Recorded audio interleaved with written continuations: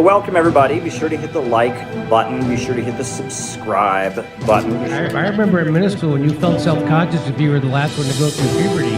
That really went topsy-turvy, didn't it? Sometimes the Hasbara, it's too much explaining yourself and it's too apologetic. Be sure to hit the notifications bell.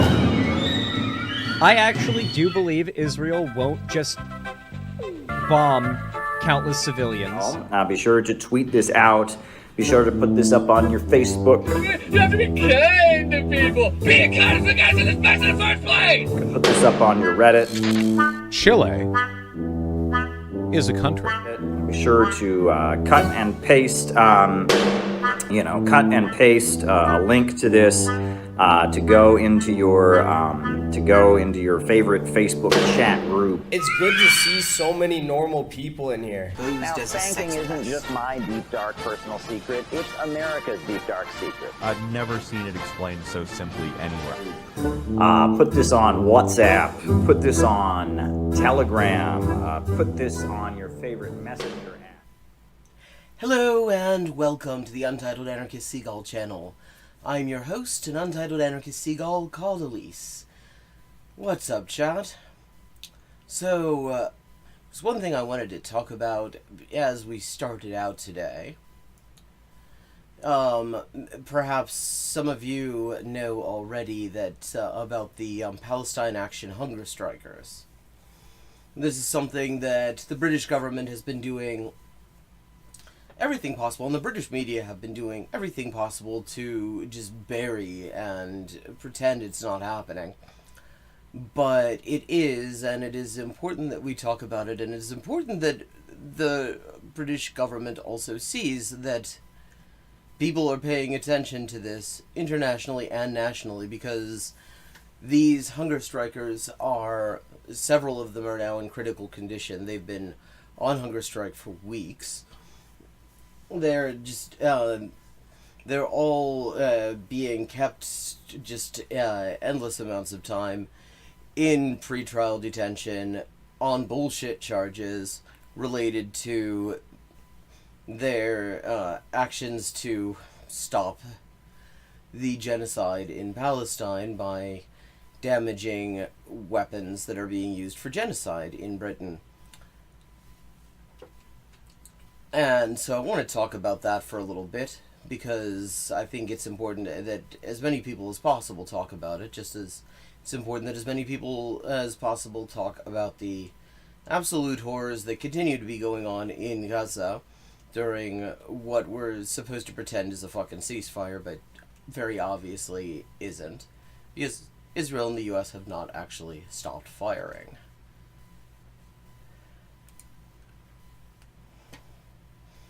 This is from a channel called Prisoners for Palestine, which seems to be the official channel supporting the hunger strike. I'm going to just drop that link in chat.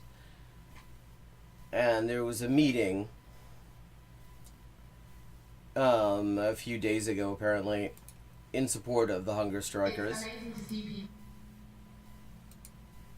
This is the sister of one of the 8 hunger strikers. People in the hunger strike t-shirts, because that made my heart. Okay, I need to get some more volume on that because I could not actually make that out. See people in the hunger strike t-shirts, because that made my heart swell. But I want to start off with something, and it's been something that's been bugging me a lot. I think we've been talking a lot about the hunger strikers as people going through this really difficult time and their bodies are deteriorating. But we need to bring it back to the core and really think about why they are there in the first place and the actual crux of it. This is what the commitment to Palestine liberation looks like. These individuals wanted to take the fight to Parliament, and boy did they, because we were in Parliament on Wednesday. We sat with MPs in there, and finally it was taking the narrative of what we need to do from the people, rather than these MPs that pretend or say those flamboyant things, but then actually are they acting on it? But the fight was taken into the MP. We witnessed this week as well, cracking into mainstream media, and the national newspaper in Scotland has continued to maintain the title of the only newspaper in Britain, really. They're the only ones to decide that the 8 hunger strikers, who are actually really in danger as a result of this, and as a result of the British government's just refusal to meet demands that are nothing more than what is just what they're entitled to legally and morally. They put him right on the front page. Recently, they also did a front page that said a ceasefire in name only, and listed everybody Israel's murdered during the so-called ceasefire. I mean, so, like, really, the only newspaper in the fucking country that actually is worthy of the name. But it is but there has been so much suppression of this, and that is why it's really important that we try to break through that wall. You see the Guardian article, I'm on there, and one of the things I wanted to make sure is the highlighting of Palestine. Palestine isn't an issue that has just stopped because a ceasefire was announced. Because, I mean, like, the ceasefire was announced, and that's, like, literally the most you can say about it. It was announced. There's no evidence of it happening. I mean, the Palestinians have ceased firing. They haven't ceased being fired at, though. Seeing that actually beyond the buffer zone, they are demolishing buildings and flattening Palestine. And then we had the 2 deaths of the 2 young boys that were targeted by the IDF soldiers. So it hasn't ended, the fight hasn't ended. I think yesterday another Palestinian press reporter was shot dead. So they're trying to continue to hide their crimes. And so that means our loved ones are going to continue to fight this. And whether it's behind cell doors or out on the street, they will continue to be committed to the liberation of Palestine. Okay. So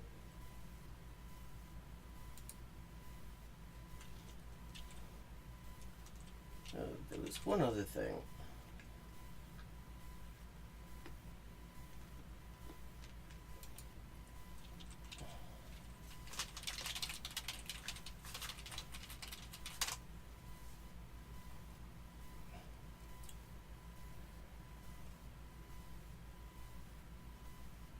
Yeah, okay, so 5 of them have now been taken... Oh, fuck off. To hospital. Yeah, okay, here we go. They won't fucking paywall me. And I just want to say their names here. Yeah, Qasr Zuhradai, Amugib, Heba Muraisi, John, I think, Sink, Teota Hoja, and Kamran Ahmed.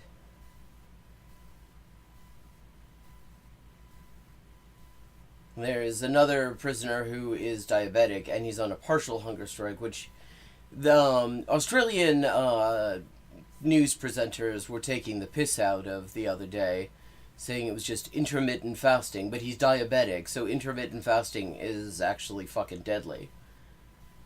2 days ago was day 40 without food for Qasr and Amu, who began their strike on the 108th anniversary of the racist Balfour Declaration. And, let's see, here are their 5 demands. End all censorship. We demand to be able to send and receive communications without restriction, surveillance, or interference from prison administration. Freedom of expression is a fundamental human right that is vital for prisoners whose voices are already systematically silenced. Censorship inside prisons is a tool of control used to punish resistance. Letters, phone calls, political statements, books, and other forms of expression must be respected. 2 is immediate bail. Considering the charges that they're actually facing when you sift away the bullshit are basically just criminal damage. I mean, there are all sorts of bogus claims about supposedly attacking a cop, but there's no evidence of it. It seems to have been totally made up. There was some hastily edited together footage that was supposed to make it look like maybe they did that, but no raw footage that actually supports that has ever been provided. If this were anything else, any other case involving criminal damage, to this extent, they would not be inside right now. This is clearly just vindictive because they're trying to make an example of people who are trying to oppose the genocide and putting their bodies on the line for it. They say, we demand that we be released from custody while awaiting trial. Holding people on remand, in some cases indefinitely, is a deliberate abuse of power, used to punish prisoners before they have even faced a court or been convicted of any crime. Some of us will have been in prison for nearly 2 years without a conviction. The right to a fair trial must include the right to prepare for it in freedom, not behind bars. 3. Right to a fair trial, which the British government has been really interested in just eliminating altogether recently. They're trying to get rid of the right to a jury trial, something that has existed in Britain to some extent or other for about 1,000 years now. They just want to get rid of it because they overreached. They decided to proscribe as a terrorist organization, Palestine Action, an organization that turns out to have considerably more popular support in Britain than the current government. And so lots of people have gone out on the street to oppose this ban and are now facing all sorts of charges just for wearing a t-shirt or holding a fucking placard with the organization's name on it. And if they get in front of a British jury, everybody knows they will almost certainly be acquitted. And so what David Lammy, Secretary of State for Justice, has decided is, therefore they should not be allowed to have a jury. Just get rid of jury trials in order to make genocide more possible. It's just a little thing he's doing on the side before he heads off to Strasbourg to discuss the European Convention of Human Rights, because he has this idea. He thinks that the ban on torture in the European Convention on Human Rights was too hasty. He wants to be able to do some torture, in addition to getting rid of juries. These are wonderful people that rule over us. Just no notes. This is the statement. We demand the right to a fair trial, which cannot happen until all relevant documents related to our cases are released in full. This includes all meetings between British and Israeli state officials, the British police, the Attorney General, Elbit Systems representatives, and any others involved in coordinating the ongoing witch hunt of actionists and campaigners. We also demand the release of government records of all Elbit Systems UK exports from the last 5 years. We have the right to know what arms are being made and exported from the UK, especially when they're used to commit genocide. 4. Deprescribe. We demand the immediate dropping of all terror-related charges and links, and an end to the use of the PREVENT strategy. PREVENT, for anyone who's not familiar with the British police state, is this supposed anti-terrorism strategy that is used to target mostly brown people. It's mostly used to just target Arabs and Asians who disagree with the government. Sometimes also just environmentalists and leftists. Somehow the PREVENT strategy never gets used on Nazis. It's just surveillance and harassment and ideological education and all this other bullshit. Yeah, and it should be, it should have never been enacted in the first place. Returning to this statement, the government's use of counter-terror laws to target those engaged in protests and direct action is unjustified and unprecedented and must be stopped. In light of this, we demand that the British government deprescribe Palestine Action. Direct action is not terrorism. It is a legitimate tactic deployed when democratic channels fail to reflect the will of the people. When the government breaks the law, citizens have the moral responsibility to act in defense of life, human rights, and collective dignity. We also demand an apology from Yvette Cooper for spearheading a smear campaign in a cynical attempt to justify her decision to proscribe Palestine Action. Her claim that Palestine Action was a violent organization, possibly funded by Iran, has no basis in fact, and I add, she has provided none. She is an absolute joke of a minister and as a human being. 5. Shut Elbit down. Many of us are in prison for allegedly taking action against Elbit Systems, Israel's largest weapons manufacturer. Since 2012, Elbit has won 25 public contracts in the UK, totaling more than £355 billion. Now the Ministry of Defence is preparing to sign a £2.7 billion contract with Elbit that would designate it as a strategic partner and see the company train 60,000 British troops every year. Well, I mean, that's kind of ambivalent on a certain level, because we've seen the kind of training Israeli troops have. And it amounts to that they don't know how to fight. I mean, if this means that the British Army will be just complete dickheads and just, you know, get their heads blown off whenever they go and commit aggression against somebody else's country because they don't know how to fucking fight, I can see some benefit in it. But other than that, yeah, fuck it. And to finish off, we demand that the government does not use taxpayers' money to fund the machinery of genocide and scrap this contract. Furthermore, we demand that all Elbit Systems sites and its subsidiaries in the UK are permanently shut down. I'm going to drop the link in chat. I think that should be spread far and wide.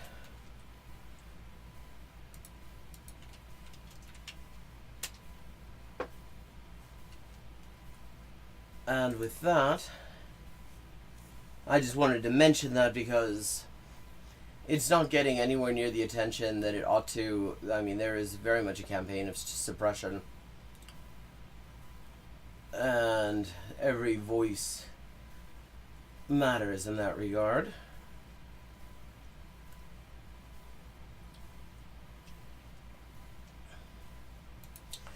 Now, let's see what Dark Money's very own David Pacman This is has either to say the today. most or least surprising.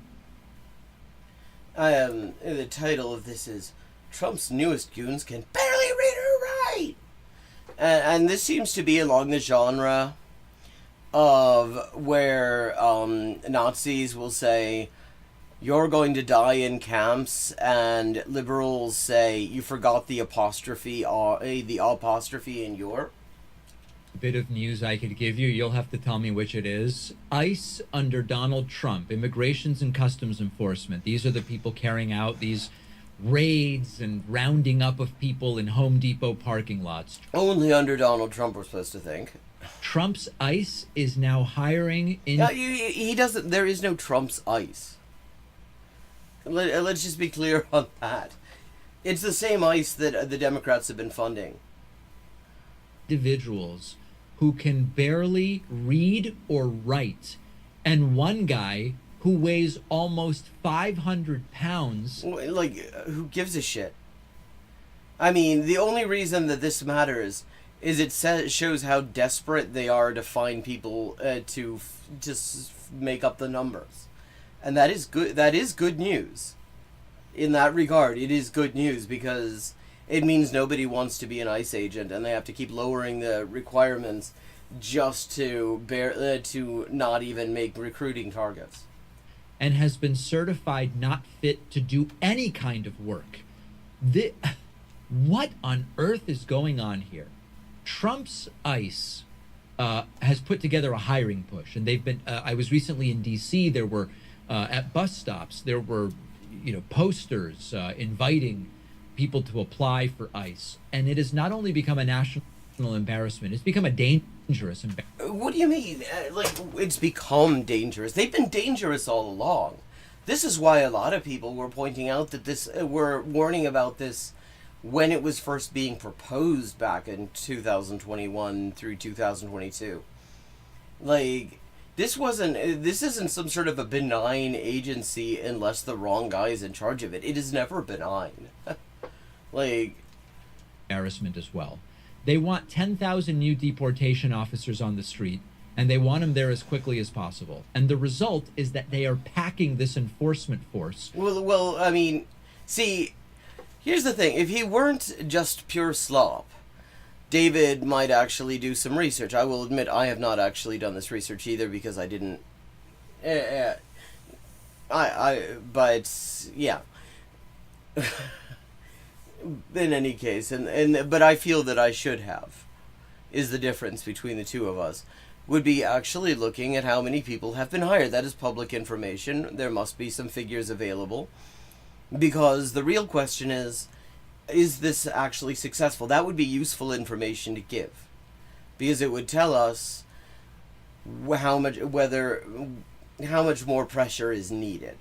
Whether what we're doing already to resist these assholes is effective in making nobody want to work for them. But he's just here for the fucking clickbait. He's here for the slop, so he doesn't say. With people who, according to internal complaints, can barely read or write. Actually, fuck it. I'm gonna look. Okay. ICE hiring figures 2024, 2025. Okay. ICE announced that they received more than 200,000 applications.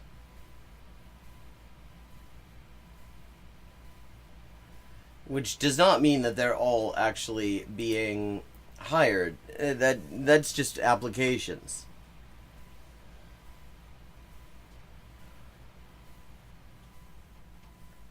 Okay, trying to find actual hard figures here.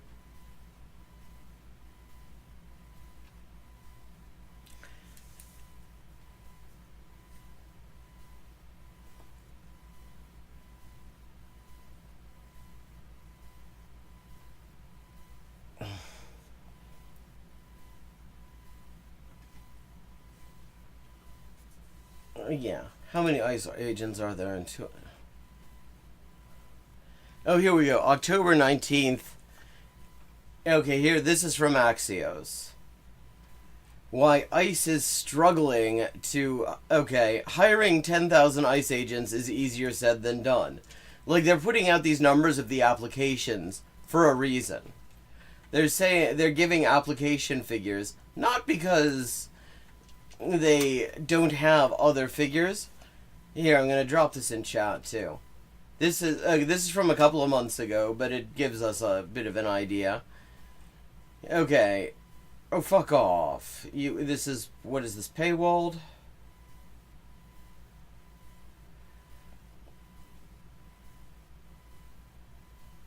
No. No, I'm not planning on giving Axios my information. Archive. Org. This is annoying, but there we are.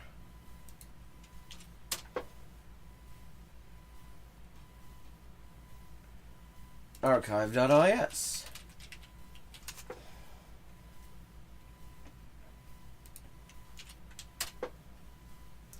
Here we go. Finally. Hiring 10,000 ICE agents is easier said than done. The agency has received a flood of applications and fast-tracked its training for some recruits, but it's a huge challenge to add 10,000 agents to a force of 6,000. That's all they got, 6,000. And White House border czar, who received a medal from Barack Obama after proposing family separation, which is a fucking crime against humanity, Tom Homan acknowledges a high fail rate on physical standards. So basically, they're getting all these fucking applications and they have to throw out most of them. Recruits have to do 15 push-ups and 32 sit-ups and run 1.5 miles in 14 minutes. Some recruits were described in an internal email as athletically allergic. Like, does that mean allergic to athletics? Or does that mean that you're so good at having allergies, it's practically a sport?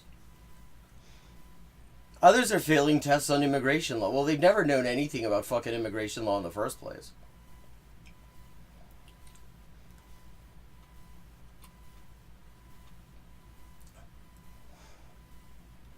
Drug use and criminal histories are immediately disqualifying. Their signing bonus, I mean, this is how desperate they are. They have a signing bonus of up to 50 grand. The starting salary is, which is that's like equal to like nearly a little over a year's pay. The agency has spent more than $10 million on national ad recruitment campaign, hosted in-person career fairs. Yeah, okay, so basically you get these numbers. You hear all these numbers about how many goons they want to hire. But the thing is, they're not actually managing to hire them. They can barely read or write. These are agents who will carry guns. They will detain civilians. They will make snap legal judgments about individuals that they encounter. Well, I mean, again, like, let's not overstate that. I mean, the legal judgments are, will this person get away? Can I hold on to this person, or are they going to fucking run away? Like, ICE has never been all that big on the law. They will process immigration cases and determine whether families get to stay together or get torn apart. And based on reports that we are getting, they are failing open book exams because they cannot read the questions at a sufficient level. I mean, this is... Some of them can't even fill out basic paperwork. See, he's doing this as sort of a dunk, but the thing is, this is good news. They're having trouble hiring. The people who are flooding them with applications are literally people who probably could not get hired anywhere else. That is a good sign. That they're not, like, if they were, brimming with qualified applicants who pass the physical and can meet all the other requirements, they would be fucking crowing about that. But they're not. They're not crowing about that because they're not getting those people. Because nobody really wants to have a job that they have to lie to their friends and family about. People don't like a job that is such a shameful thing to be involved in that they can't really, even tell people close to them about it. Without getting help. And these are reportedly not isolated outliers. This is part of the new normal of ICE. So imagine the imagery. And the thing is, what's the new normal here is that we get to hear about this shit. We don't get to hear about this.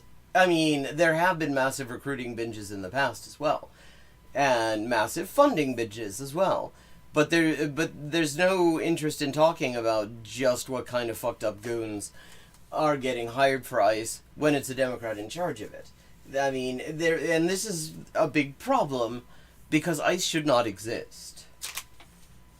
Of a guy asking for your papers who can barely read your papers. Now, see, I don't give a shit if he can read my papers. He shouldn't be asking. There shouldn't be a guy asking me for my fucking papers.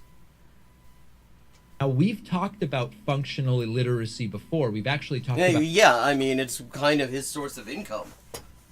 About it in the context of Donald Trump. Functional illiteracy means, technically you can read and write. If I show you my book back here, you can read the word echo.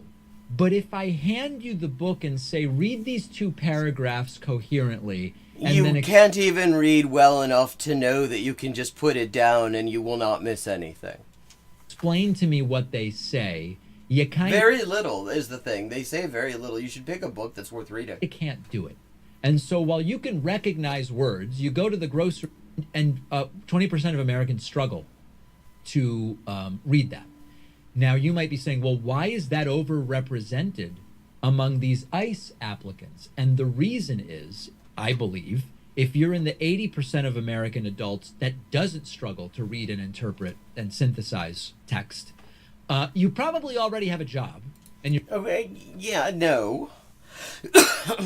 I mean, have you looked at how many people are out of work? How many people are underemployed? First of all, shut the fuck up. Like, this is not a time to be making jokes about how, well, if you can read, you probably already have a job. You're probably not. Because the thing is, $50,000 a year? I mean, as cop jobs go, that isn't a whole lot. But the thing is, $50,000 a year and a $50,000 signing bonus in this economy, like, there are plenty of people for whom that would be life-changing money, like educated people as well, people who are in fact very literate enough that they're to be unimpressed with David Pac-Man, in fact, and they're turning up their noses at this shit. Like, I mean, like, I just have to look around the people I know. It's all highly educated people who are barely making ends meet because there's just no fucking money to do, like, anything at this point, except, like, grift AI shit, or, like, be a slopcaster for dark money. In this economy, it is difficult to actually to fill a job with that's $50,000 a year and has a fucking $50,000 signing bonus. That is really the headline here. Nobody wants this fucking job. Interested in seeing a billboard and going, maybe I'll apply to be an ICE officer. Now, what is even more concerning is that many people with these poor literacy skills, they are graduating high school. And this is something we've talked about on the bonus show, which is that due to a number of different problems, failing systems, lack of oversight, ability to get through using computers and whatever else, there are people who, there used to be a lot more requirement for a college degree. That has been done away with to a great extent. This is what he's talking about. Not how this helps us to fine-tune our resistance efforts. Not anything that actually is an empowering way to deal with this information, which is to say, ICE is clearly a job that is a disgrace, is considered a personal disgrace to be in, and that is good because that means we can make it much harder for him to meet those recruiting goals, make it much harder for them, ICE, to maintain their staff, to retain them. I mean, they're covering their faces because they need the anonymity. They don't want to live with the fucking shame. They don't want to live with everybody knowing what they do all day. All their neighbors and everything like that. But the thing is, he just shills for the Democrats. And the Democrats don't want to really do anything about this. I mean, they're not talking about, like, defunding ICE even, let alone abolishing it. They're not talking about, the last major immigration proposal they made was to make the border more deadly. To actually make it worse. Which is on top of, like, the last immigration reform that they passed, which was also an anti-immigrant law that gave Trump a lot of the powers that he has now. Decades before Trump was even really a thing in this context. It is absolutely worthless, this. There used to be longer training. And now, we used to have literate Nazis. Now, some training in some departments is like 6 weeks. I don't know for... Our Gestapo guys these days can't even read Mein Kampf.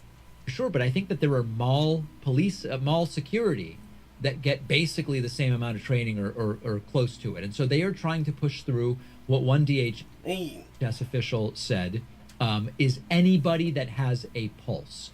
Now, the hypocrisy gets worse when you remember that just a couple weeks ago, Pete Hegseth, the Secretary of Defense, said the military... and let's just remember the military is also having a shitty time recruiting because apparently nobody wants to be involved with what the U.S. military gets up to anymore. That's really shocking, Just 20 years of fucking mass murderous war in other people's countries. And their reputation is just shot. He's got to stop hiring fat people. We can't have any more fat people.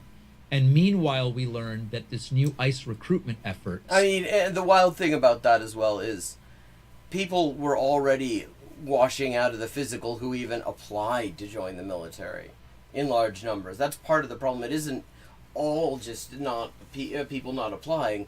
It's a lot of people having to be turned away because they fail the physical or they fail other requirements. Sent a 469-pound man to the academy after the guy's doctor said this guy cannot do any physical activity. Okay, That actually, I have to wonder how this comes about. Like, okay, so he got a doctor's note saying that he can't do physical activity. It sounds like he's probably on disability then, because that's why you get a note like that. Except that if he's doing this, then he's completely off of that. So, like, how does that even happen? But, like, who... I mean, this is supposed to be some sort of thing where it's, like, going to be fat-shaming kind of bullshit. And no, fuck that. It's like, this is... like... You could talk about just about anything to do with this. You could he is so... has a laser focus away from any kind of meaningful organizing or resistance or anything. It's just shilling. It sounds like a punchline to some sick joke, but it's just what's going on. This is another area, by the way. The physical standards are in a free fall. The testing for physical standards is essentially an afterthought. And then just as relevantly, good, actually. Well, like, honestly, given what they're doing, I want everybody to be able to outrun them. I will be disappointed if any of them can stand up in a fight against a 5-year-old. Agency has slipped when it comes to background checks as well. Well, I mean, that's kind of understandable, since they're recruiting fascist goons here to do ethnic cleansing. A little bit of a violent criminal history is probably not exactly frowned upon in that particular context. And so we've learned about tattoos linked to gangs and white supremacist groups.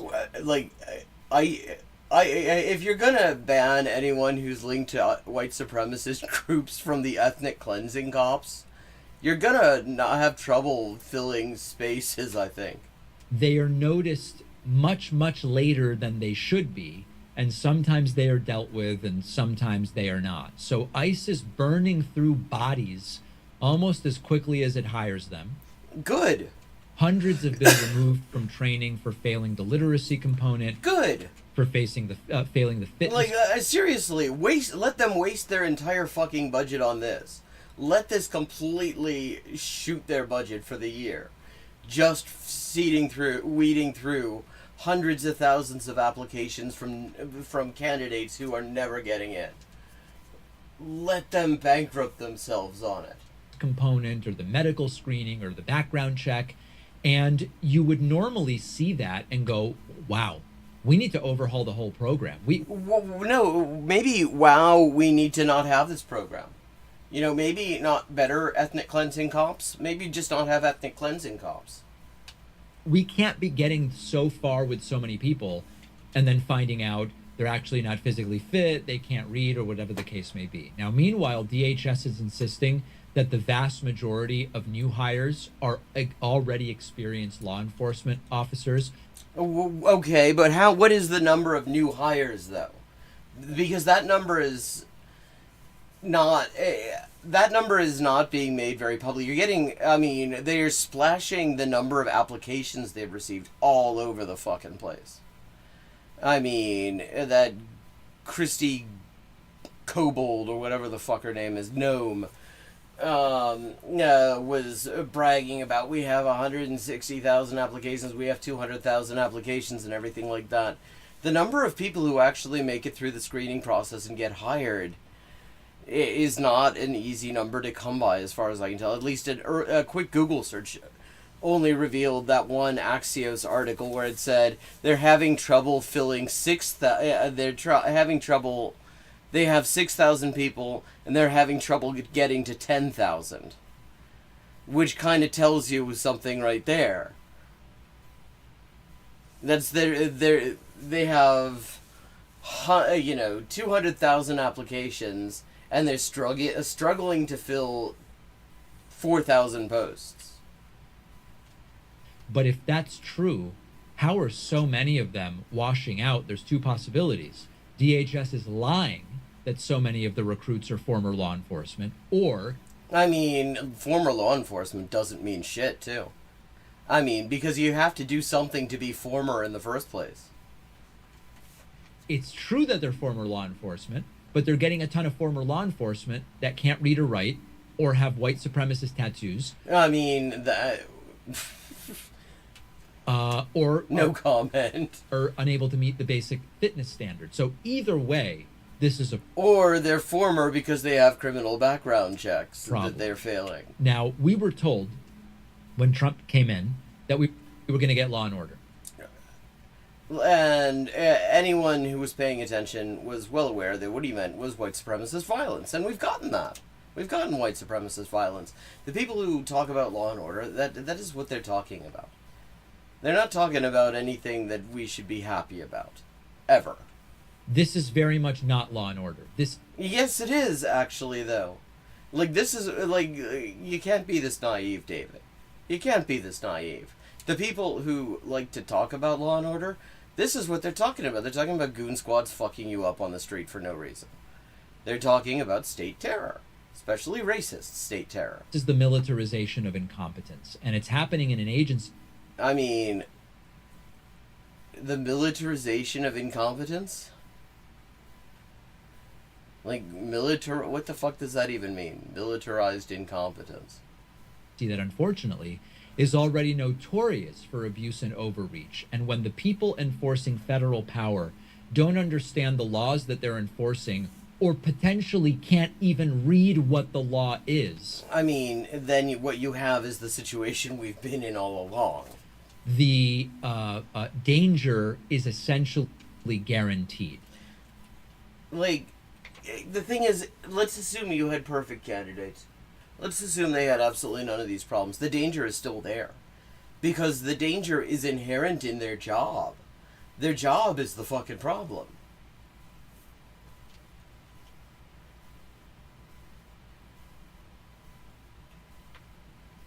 Now, Anna Transphobian was on white supremacist assholes. Speaking of white supremacist assholes, Bill Maher, and I hear it went very much as you could expect it to. So I thought we'd have a look at that. ZipRecruiter's matching technology moves fast. It finds top talent for you, so you're not wasting... Yeah, no. We're not listening to your fucking... That's what I really mean. You know, if I was 35 and I walked in and be like, oh my God, were you in a fire? You actually look younger in person, to be honest. No, he fucking doesn't. Shut the fuck up. Thank you. I think it's the setting. This room, wife wrote that. It was a movie, and I did like it when I was 20. Sam Elliott, you know that? It, right? And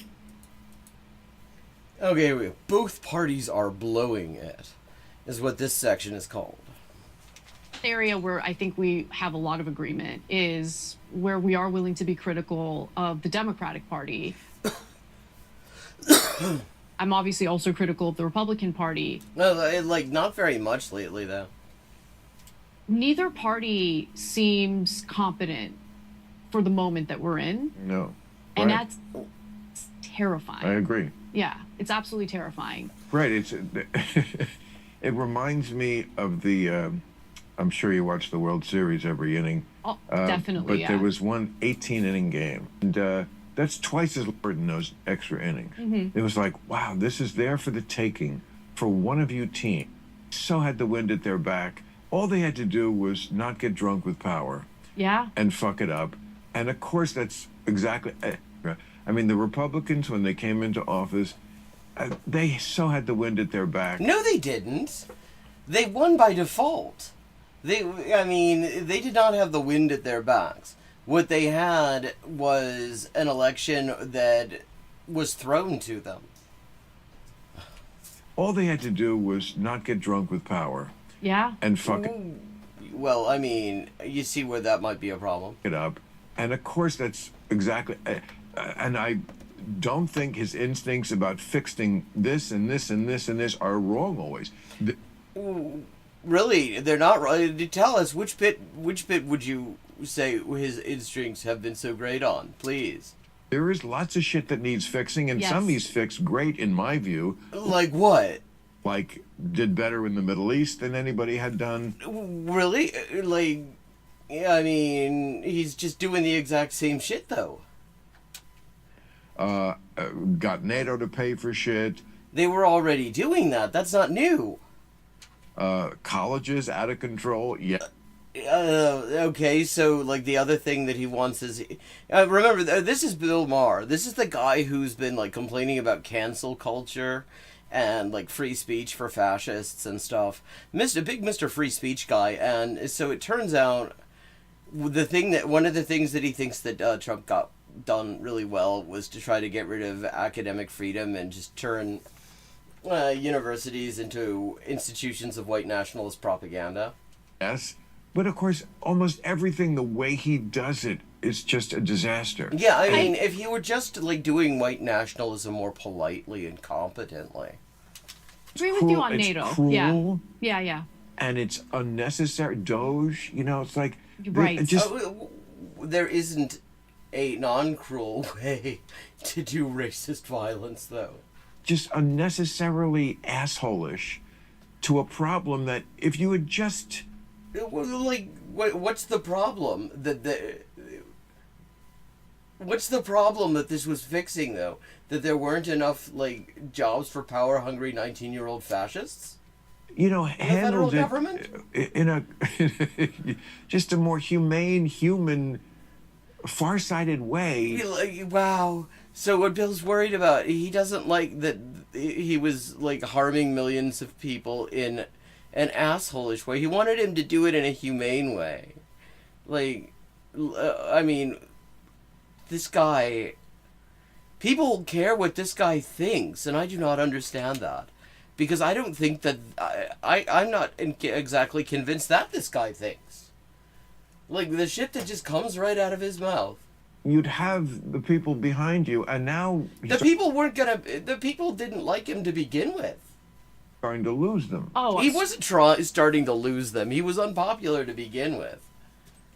Because of the economy. Yes. And they, even with immigration, even though they agreed with him, they don't... No, but they didn't. I mean, actually, if you look at those polls where it claimed that most respondents agreed with him, they were massively oversampling Trump voters to the extent that what you actually had there was practically just polls of Trump supporters who, unsurprisingly, agree with him on this.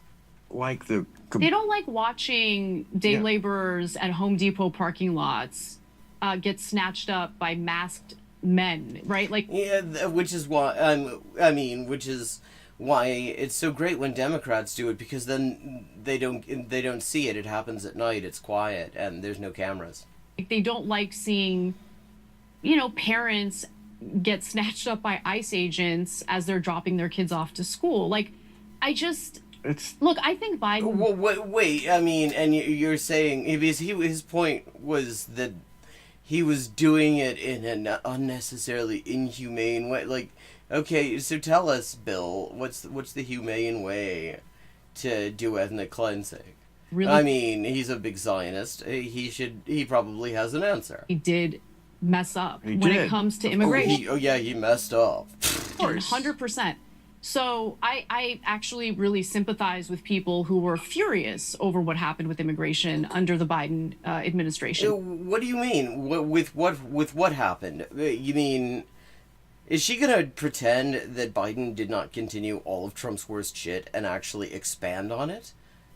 Is that where she's going with this?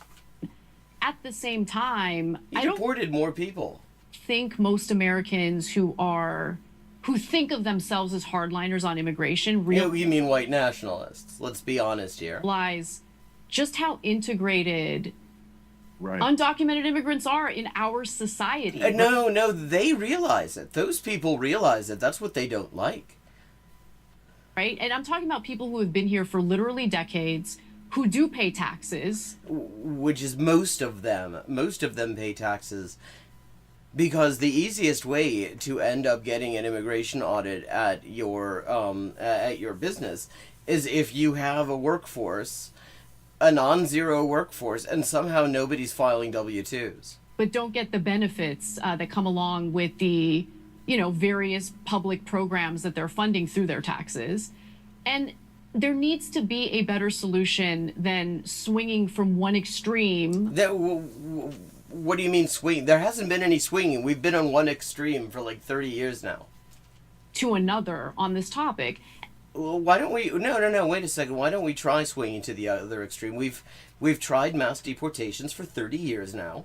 It has been horrible. As not surprising, ethnic cleansing is bad. There is no good ethnic cleansing. Why don't we try the other fucking extreme for a minute and see if maybe just allowing people to have lives and not be ethnically cleansed might work better. Just get rid of all the immigration restrictions. And the thing that I am the most furious about, honestly, is Congress. Okay.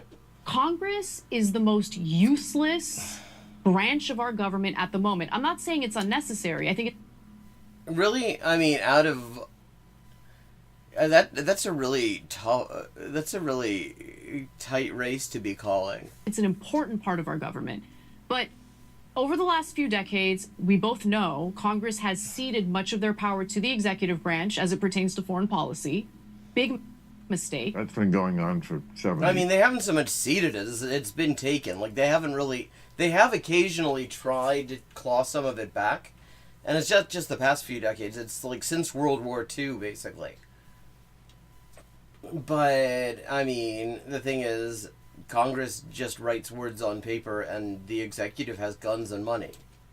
Years. Absolutely. I mean, Congress is supposed to be the most important branch of government. I mean, that's what the Constitution says, for sure. I mean, no, the Constitution says they're co-equal branches. Supposed to write the bills and pass the bills. Power of the purse, power of declaring war.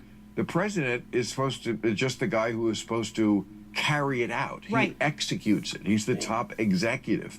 But he... Yeah, which, I mean, but that fucking ship sailed a long time ago. He's like, you know, you hire a CEO to run your company. Right. But he's not the dude. He's carrying out what the guy except that, like, when you hire a CEO... I mean, this guy does not know how his CEOs work. That's not surprising. Because actually, when you... the way companies work is not actually all that different in this particular regard, in that these days the management boards, I mean, I would say these days, it's like going back decades, management has way more control over anything than the shareholders do. So, yeah, when you're putting a CEO in, they can basically put their stamp on it if they want to. Starbucks is his vision. Right. Okay. That is, like I mean, his vision of extracting surplus values from workers and selling truly mediocre, shitty coffee. Completely lost. And the only, I mean, I did a piece a few weeks ago about the Supreme Court being the last line of defense here. Oh, the last line? In what universe? Whose last line of defense? Have you looked at the fucking Supreme Court? Well, I mean, I guess he would probably be cool with most of them. We're going to see what they're going to say about tariffs, like whatever you think about tariffs. They have to strike it down. I mean... It's a congressional thing. Yeah, but that doesn't fucking matter. That does not fucking matter. I mean, they may use that as their justification, but that's not why this congressional matter is the one they decide Congress should actually have the last word on. It's that at this point somebody has to be the executive committee monitoring the affairs of the ruling class, since the fucking executive branch has decided to just fucking play pachinko with international trade. And so, like, these kind of basic things, I'm not completely pessimistic about how the court... Of course you aren't. It's going to rule. The Supreme Court does have the ability to... They've ruled against him. Surprise you. Yeah, definitely. And sometimes they take a hip pill and get it right. Not always. And they have certainly gotten a lot. Yeah, I mean, this guy talking about, he does not actually know If you let him talk long enough, it becomes very clear that he's just an old Tim Pool. More conservative over the years. He does not actually know anything about any of this. But I'm not going to, like... Well, with all Trump stuff, I said this time I'm not going to do it like the first term.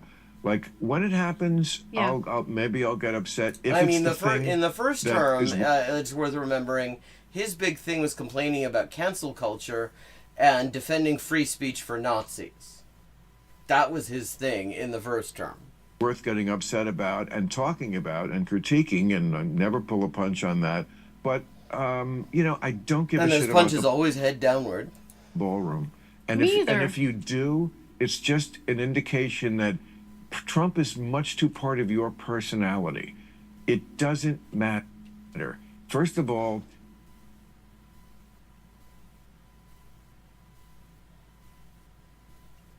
Wait, the only reason Trump is in the White House is because of Roberts? it doesn't cost you anything. That's even the if number it, one thing, even and if that's it- the most important thing. even if it yeah. did, it's In what it's respect? around it's like 2 seconds of the interest we pay every day. But can we talk about like the feminine qualities of our president for a minute? Oh, great. Let's do some misogyny because I mean, Bill Maher does love slagging off women, which should make it utterly unsurprising that he's also a big transphobe. Okay, like Everything is so gay. yes. Oh yeah, wow. Oh, and a big homophobe, of course. I mean the No offense, but yes. No, what do you mean no offense, but yes. Well, yeah, we're likening fascism to your sexuality. No offense, but yeah. and gold everything. Oh, and the millwork on the walls and everything. He's so proud of it. It's a very butch administration. and Hegseth with God, like I love it when two fucking the straightest people in the room decide to talk about like like gay shit like they know anything about it. We want no gays. We just want well-shaved, strapping young men in perfect shape. I mean, Wow, nobody has ever thought to make that joke. Same. the whole thing is Christmas movies and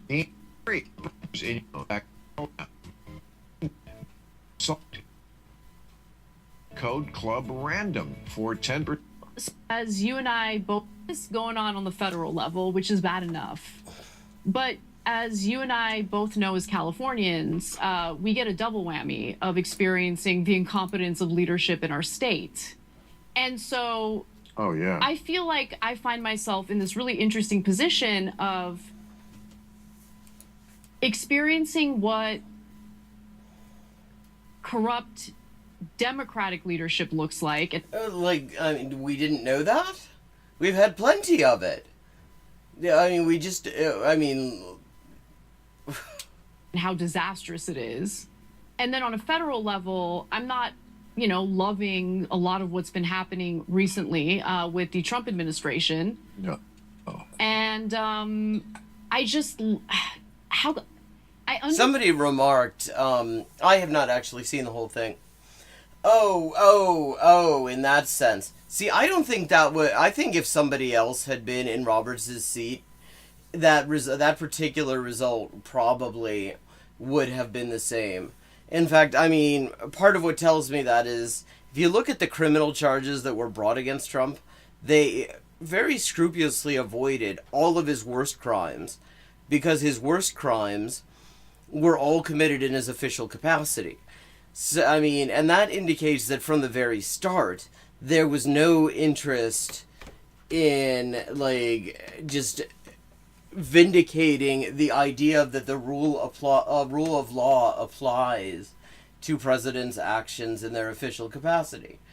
So, I mean, I tend to think, like, if Biden had an appointee on there, if there had been somebody else, if, Breyer was still there and he was Chief Justice, I mean, or whatever, I think we probably would have ended up with the same result there. Because, like, applying the rule of law to the political leadership in this country is just, that is just a fucking door that nobody who's anybody wants to open. because the minute accountability starts showing up at the White House door, it shows up for everybody, and it would be mutually assured destruction. I understand Americans who have just completely written off politics. They don't vote. They don't engage. I think that's a mistake. I mean, what the real mistake is assuming that not voting means writing off politics and equating politics with voting. But I understand where that's coming from. Right, guys. I mean, really, the people who are out there holding it down against ICE in their communities across this country are doing way more in terms of being politically involved than either of these two dickheads. I feel the same. I just don't know how to fix it. I don't know if it's No. fixable. Well, I mean, you previously have suggested that maybe it should be more racist and transphobic. It's not. And I think if you said that here, you'd be running in an open door. As long as there's like smartphones, but because that just is making us ever stupider and yeah. I mean, this is coming from a guy who does not believe that there are germs. I mean, people don't know anything anyway, so I mean, again, like this is it is very as an autobiographical statement, it's quite accurate. Like literally, this guy's a germ theory denialist. He has actually claimed that Pasteur recanted germ theory on his deathbed. I mean, on his bed, like just and not a deathbed just a bed confession. He was just lying down. No, like this guy is so completely full of shit about everything he says. And I mean, he really does. And when it comes to like the far right, it's worth remembering he did a movie, a supposed documentary like 20 years ago called Religulous, and he had a Dutch neo-Nazi on there as an Islam expert. So when it comes to mainstreaming the far right, he has played an outsized role for a guy who mostly just talks bullshit on television. Completely lost the thread with education. But can I tell you, you're talking about California. Yep. I mean, you're from here, right? Yes, born and raised. Okay.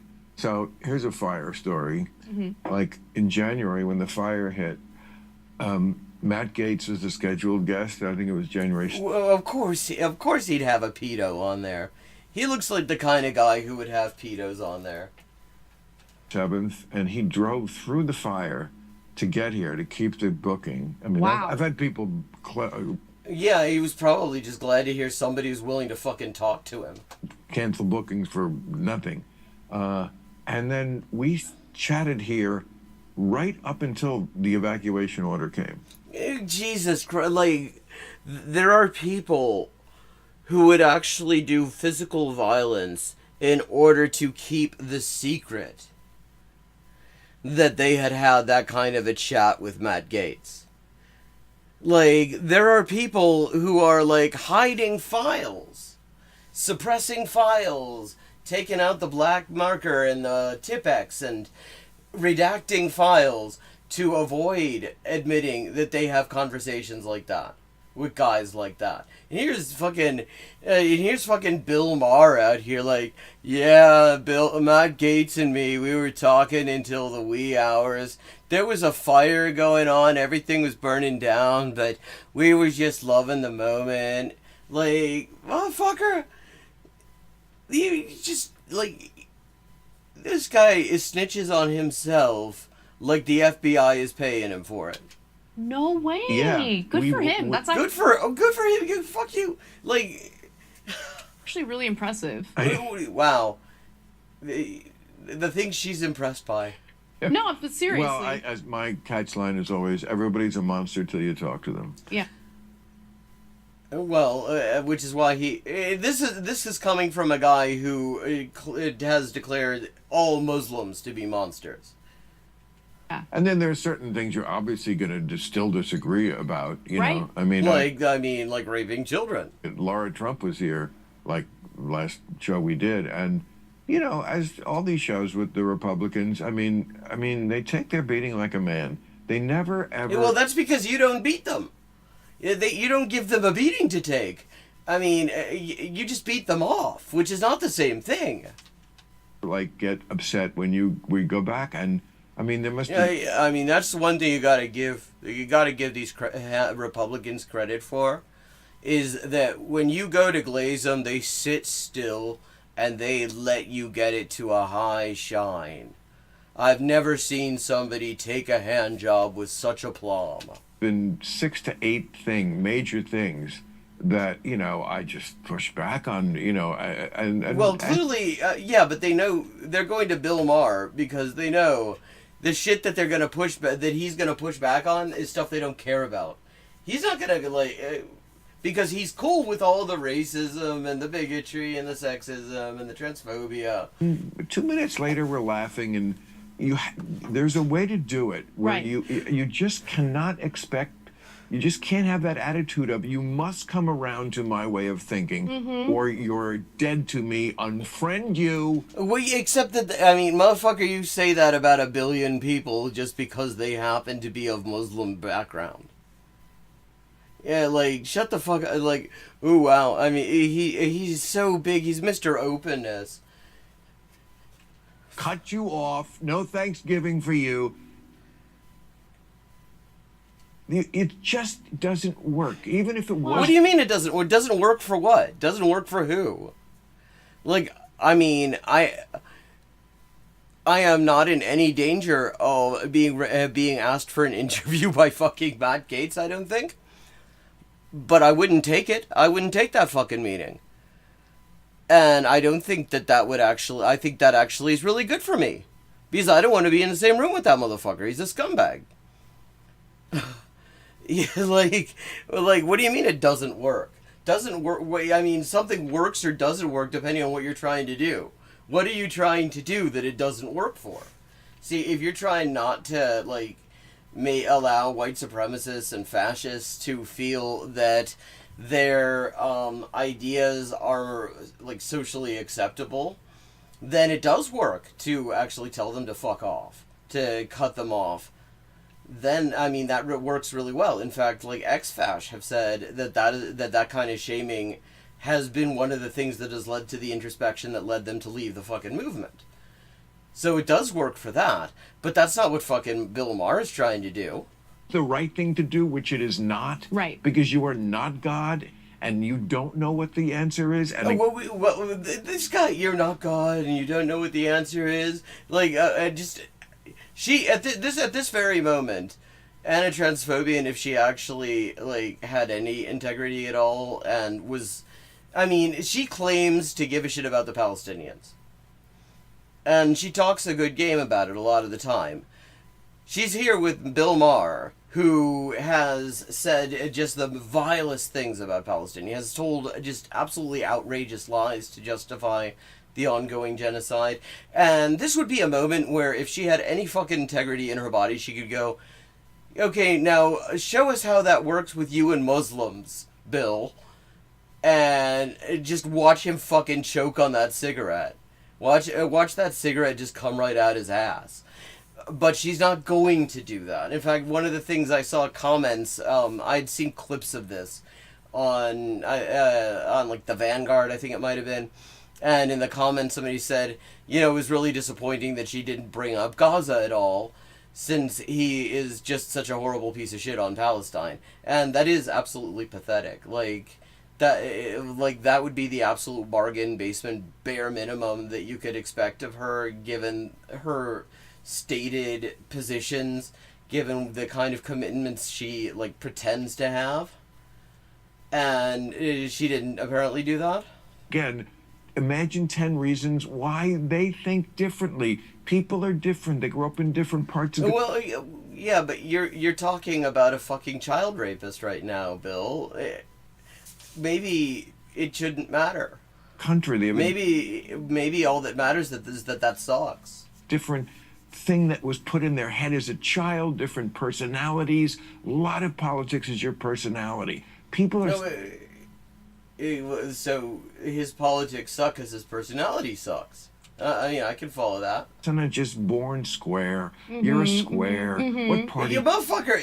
This guy's talking about squares like he isn't one. You're gonna be in the square. What? He's like what?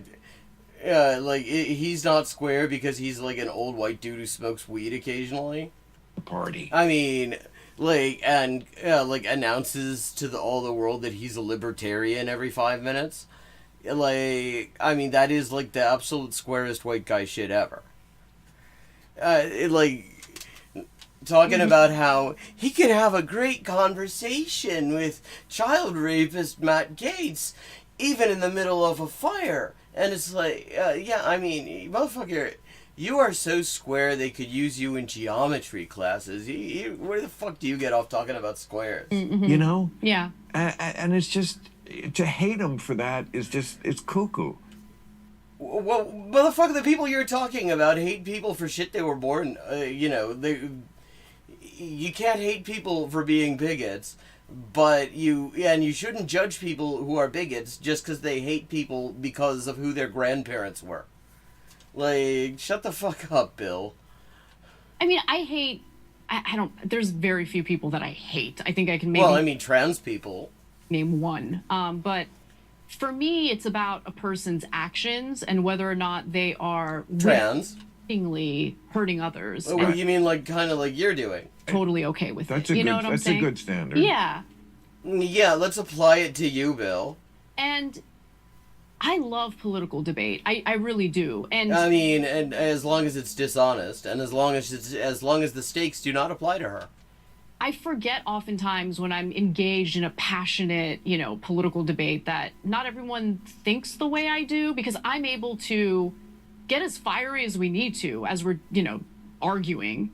But once the debate's over, it's over, right? Yeah, because it's all academic for you. For a lot of people, it's not academic. Yeah, I mean, this is why she's able to break bread with fucking Bill Maher, despite her supposed commitment to opposing the genocide in Palestine, which Bill Maher loves and jerks off to. I don't know that for a fact, but I would be absolutely shocked if he didn't. We just had a policy debate. It doesn't, just because we have different... Yeah, look, we're just talking about how the state should treat other people who are not in the room with us. Why should we get worked up about... I mean, none of the people who we're talking about are in the room right now. We're going to be fine one way or the other. Why shouldn't we be? Points of view doesn't mean that I'm going to write you off and I'm done with you. Because again, it doesn't matter to you. Fiery debates on the show I host and executive produce, The Young Turks, with my with the... I mean, not many of them anymore, because basically everybody who had any kind of even slightly progressive-ish credentials has been deserting that particular sinking ship. CEO of the company and founder, Cenk Uygur, we don't agree on everything. But we have this ability to sometimes get into shouting matches, and then once we're done with the shouting match, we're done. I instinctively distrust that. That is something that I feel is appropriate to distrust, because if your shouting match is not real, if you don't have any if you don't need to come down from that, that tells me the whole thing was bullshit. If somebody gets animated about something, and with somebody, and is really, really passionate about it, it's how can you fucking say that?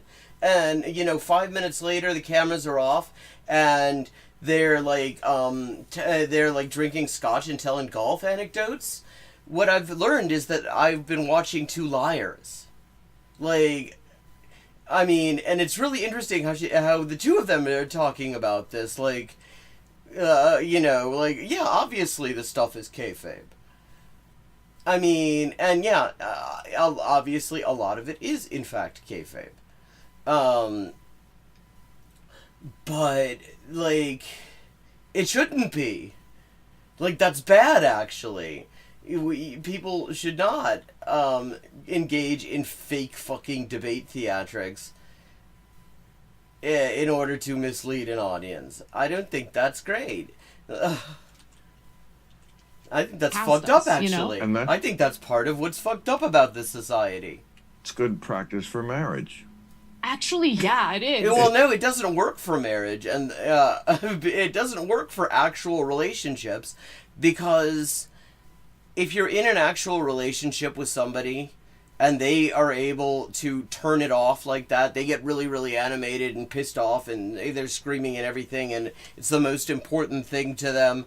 And 5 minutes later, it becomes clear you're not budging, and there's absolutely no emotional sign that they've been under any kind of emotional stress. 5 minutes later, it's just like, hey, so you wanna watch QI now? You know, as if nothing had happened. That is a fucking warning sign that you're dealing with somebody who is turning it on and off for manipulative purposes, actually. That is something that should really raise certain doubts. Because sincere emotions aren't that easy to turn off. Sincere commitments aren't something you can just turn off like that. It is, totally. Because at the end of the day, you're talking to a human being. You're fighting and arguing with a human being. Well, but except that right now what you're telling us is that when we argue with you, we're arguing with a cardboard cutout. And to, like, distill them as one political viewpoint and nothing more, I think is unfair to them. Now do that with gender. Like, I mean, what happens if you say distill all trans people and decide that you have just written them off and they should be excluded from public life? Like, is that unfair too, do you think, Anna? And people change, by the way. I've changed. Yeah, in fact, I mean, it has been the most clearly choreographed evolution I've ever seen. Because you can actually... People pointed out when she started acting like, well, people need to stop talking about birthing people. And people pointed out 11 months beforehand, there was a video of her saying, yeah, this pretending to get outraged about phrases like birthing people is a right-wing talking point. And she was just fucking doing it. And I mean, it's very obvious that everything she's doing is just pure fucking kayfabe. Right? And going through that evolution has made me far more empathetic to people over... to like people who are not empathetic to people. She's much more empathetic to the shittiest people in the world now that she has, evolved into one of them. Change is good. Change is excellent. Unless it's a trans person, in which case you, think that they should die. I mean, there's nothing stupider in politics than people who say, well, he's changed his position. Yeah, he was 18. Well, yeah, except the thing is, not all change, not every time somebody changes their position is good. And not every time is it sincere either. Yeah, he grew. Totally. He got new information came along. Flip-flop, flip-flop. Totally. If it's... Motherfucker, you've been completely impervious to new information. By logic, flip-flop is good. It means you grew. You learned something new. Totally. You went with the facts. You weren't... Well, no, it does not necessarily mean that, because a change in position can go... There's, more than one way you can change your position. Anna changed her position from just, the factually accurate and decent position of supporting trans rights and pointing out when fascists are doing propaganda against them, to engaging in that propaganda and acting really, really offended when people pointed it out. That wasn't good change, and it certainly wasn't dictated by facts or logic. It was just economically opportune. Stuck in, no, I believed it when I was 12, and I believe it now. Girls have... I mean, that's Bill, though. Booties. That's my position. It's ridiculous. I mean, also... It's okay to change your mind if... So maybe we could watch, for example, Bill Maher could change his mind for us about genociding Palestinians, just to demonstrate how good it is to change your mind about a shitty position you have previously held. You want... But he's not going to. The policies you want have been implemented, and it turns out the policies suck, and you don't like them, right? I mean... It's okay to admit, oh, this didn't work out. Let's recalibrate. And that was my big issue with Democrats and California in particular, where it's like, oh, we have done some of these criminal justice reforms. Yes, and they were actually extremely successful. I mean, other people have already done detailed discussions of how completely Anna Transphobian and Jung Uyghur lied about those things. And they've been kind of disastrous. Oh, so much. I mean, if right? I could... It's weird because it's disastrous in a way that you cannot actually find proof of. List just the things that the left has done that they think are helping, that are counter to their own goals. They're literally That's getting how much people your head killed. is up your ass. You know, defunding the police. Well, how is... Okay. But that's good, though, actually. And literally nobody has done it. I mean, if he's going to pretend that that has happened someplace, it literally hasn't. But go on then, I guess. Well, which, you know, like, didn't help African Americans who... What do you mean it didn't help? We haven't tried it. Where did they defund the police, Bill? Like, show me one place where they defunded the police. Actually defunded them. Actually cut off their funding. Name one place where they actually did that, Bill. The shit didn't work. They didn't even try it, and it didn't work. We usually want more police, not corrupt police. it's even worse than that. But that, it's even they worse than want that. more police. It's... No, we don't want more police. Oh, no, he wasn't saying the left. He was saying black people. And actually, when you look at the polls, no, they do not say they want more police. The polls that have often been misrepresented to say that show majorities of the black community and respondents in these polls say they care about the safety of their community. That is the question they're answering that leads these op-ed writers to pretend that they said that they want more cops. Like, what he's saying is just, it's just a lie. So racist. They think they're being anti-racist, and actually it's being very racist to assume that black people... It's saying, well, aren't they... I mean, millions of black people out on the street saying that they want to stop having fucking police terror in their neighborhoods.